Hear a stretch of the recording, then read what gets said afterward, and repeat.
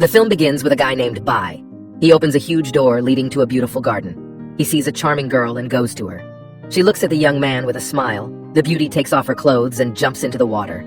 Bai jumps into the river after her. When they are on the opposite bank, heavy rain and a thunderstorm begin. At some point, a lightning strike pierces the girl's body, and the ground begins to melt. The girl's drowning in it. Bai can't help, no matter how hard he tries. All of a sudden, Bai wakes up and it becomes clear that all this was just a nightmare. Trying to distract himself from this, the guy is going to work and hurriedly goes to the office. Upon arrival, he learns that his colleague and good friend is in trouble, as an influential businessman ordered the guards to catch a man and bring him to his house. As it turned out, Bai's partner stole a precious gold item from a millionaire. He strongly denies his guilt and says that he did not commit a crime, but neither the guards nor the businessman listen to him. The powerful man decides to punish the thief and sentences him to punishment, but Bai intervenes to protect his friend. The guy promises to fulfill any request of a businessman in exchange for letting his colleague go safe and sound. The man, with a satisfied expression on his face, realizes that Bai is a slave to his desires and decides to demand something impossible. He promises to let his colleague go, but only on the condition that the guy can find and bring the celestial bone. Bai understands that this is an impossible task, but he has no way to refuse, so the guy accepts the terms of the deal and agrees to get the precious artifact. Teaming up with two friends who can help out in any situation, Bai goes in search of a map that paves the way to the place where the mysterious celestial bone is stored. Soon, the Trinity finds themselves in an equally interesting place and meets a girl who keeps a map with coordinates. In the face of the beautiful Shirley, Bai recognizes the very stranger whom he saw in a dream the day before. He is shocked by the similarity and freezes in surprise, but realizes that he must concentrate on the case to save his colleague. Shirley is ready to give up the map, but only on the condition that the trio of friends take it with them and do not leave it on the way to the artifact. Sometime later, the group embarks on a journey on a small ship. They pay attention to a strange, albeit very inconspicuous person sitting in the far corner of the ship. As soon as the ship is in the middle of the river, Shirley notices that her compass has broken and lost its orientation in space. At the same moment, the ship begins to shake and throw from side to side, as if someone is pushing it. Bai and Shirley decide to look around to understand the reason for what is happening and notice a giant monster in the water column, rapidly approaching them. A few moments later, the monster jumps out of the water and attacks the ship again, breaking it into several pieces. From a strong collision, Shirley almost flies overboard, but Bai manages to grab and save the girl. Friends try to fight off the monster, but they realize that attempts to harm with weapons do not bring results. Then Bai comes up with a new plan, relying on his cunning and ingenuity. Having chopped off the sail, the guy decides to use it as a cloth to capture the monster. The group also uses a net to hold back the underwater monster. Soon the monster attacks the ship again and falls into Bai's trap, which causes joy and delight among friends. Now he is angry and more aggressive, so he is ready to tear everyone present to pieces. Chaos and panic begin to reign on the boat, when suddenly a mysterious stranger appears with an electric stick, who first attacks and then completely drives away the monster, forcing him to hide in the water column. A little later, the Protector admits that his name is Sun, and he is a scientist who also went to a mysterious island in order to find a celestial bone. He also reports that the path to the artifact is very dangerous and thorny, and the monster that attacked them is an ancient goddess protecting it. Friends do not intend to give up or retreat, so they continue to move towards the mountain. At its top, they are met by a monstrous temple, inside which Bai looks around and finds a hidden button under one of the statues. By pressing it, he activates the stairs leading down, thanks to which the group is in the dungeon and stops at the huge door. Having coped with the next test and having found a suitable key for the combination lock, the group finds itself in an ice cave.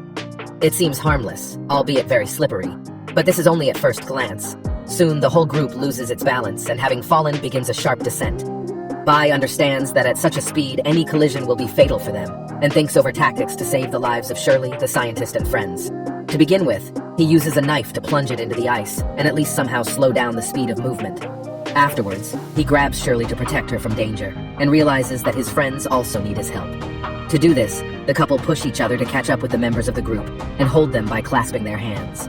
A few moments later, they find themselves in a new cave. Once on a hard surface, friends feel that they are not alone in the cave, and there is someone next to them. Soon, Shirley and the rest of the group notice red eyes hiding in the darkness. These turned out to be angry wolves, ready to attack easy prey and tear them apart in a matter of minutes. Below them, friends notice a secret door leading to a deeper cave, but they cannot open it, as they do not have a suitable key. and hungry animals are on their way, and every second counts. A few moments later, a herd of vicious wolves attacks the group, but they heroically fight off the animals, using their legs, weapons, and other available means of defense to do so. After that, Bai decides to light a fire to scare away the wolves with it, and he does it well. Shirley and the other members of the group see an exit at the top and try to use a grappling hook to get to the surface. At some point, the boards do not withstand and everyone who went upstairs falls.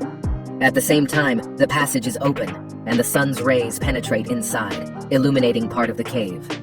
The group now realizes that the cursed wolves are afraid of sunlight and cannot attack them, as the ultraviolet burns their skin. Taking advantage of the opportunity, the group tries to get to the surface.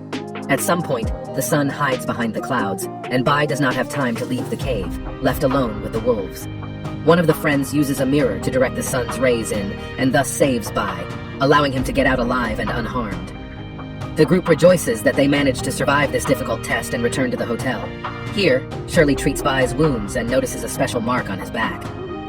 A little later, friends gather at the same table and Shirley decides to tell a little more about the mark, since not only Bai has it on her back, but she also has it. Several thousand years ago, people tried to walk through the desert and found a mysterious cave. Showing interest in her, they went inside and deeply regretted it. It turned out that an ancient and powerful goddess lived there, awakened after a long sleep. Not only did she lose control of herself, but she ordered monsters of all kinds and sizes to attack the people who interfered with her rest. The symbol on the back of Shirley and Bai is a sign of a curse, the owners of which do not live to be 50 years old. This curse is passed down through the bloodline, and the only thing that can stop it is a heavenly bone. Bai is in love with Shirley, and cannot let her pass away so soon. He is ready to do anything to save a beautiful girl, and decides to return to the cave to get to the precious artifact. Friends support his decision, and the next morning the group returns to the cave. This time they are prepared, and know what awaits them below, so they prepare an incendiary mixture that can provide good lighting for half an hour. That's how long the group has to find the heavenly bone and escape before the wolves attack them. After going down and picking up the key to the secret door with a riddle, the friends go below and find themselves in a cave that looks more like a temple. It seems ancient, but at the same time quite advanced and equipped. As soon as Bai lights the candle, the entire temple is filled with light, spreading in a chain reaction. The group goes in search of a celestial bone, when suddenly, the guy steps on the mechanism that activates the protection. First, the cave begins to shake, after which the group is under fire. Hundreds of arrows and swords fly at friends, because of which they have to dodge and cling to the floor, trying to save their lives. Behind them, the group is attacked by 2 large maces, but they manage to dodge them too. After overcoming all the obstacles, Bao and friends get to the tomb, inside which the heavenly bone is hidden. As soon as the guy takes the artifact, they are attacked by a group of huge spiders. Having entered into an unequal battle, they understand that everyone cannot get out of here together. Bai notices that the arachnids are protecting the celestial bone, and asks the others to get out of the cave. Shirley goes downstairs and shoots the spiders with her bow to help the guy get out. As the couple attempt to climb up, one of the arachnids uses a web and grabs Shirley, dragging her down. Bai, and then the whole group, return to the temple in order to save the girl's life. Part of the group hides behind a metal fence while Sun spills gasoline all over the temple. As soon as the professor gets to the hideout, Bai sets fire to the letter and starts a fire that exterminates the spiders. The whole temple is on fire and the supply of oxygen is running out. Realizing this, the friends join hands and prepare for the inevitable end.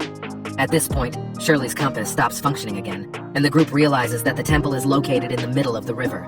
The monster that attacked them earlier has found its victims and is attacking the wall behind them to get inside. The river monster hits the wall several times with a battering ram, and soon it cracks, filling the temple with water.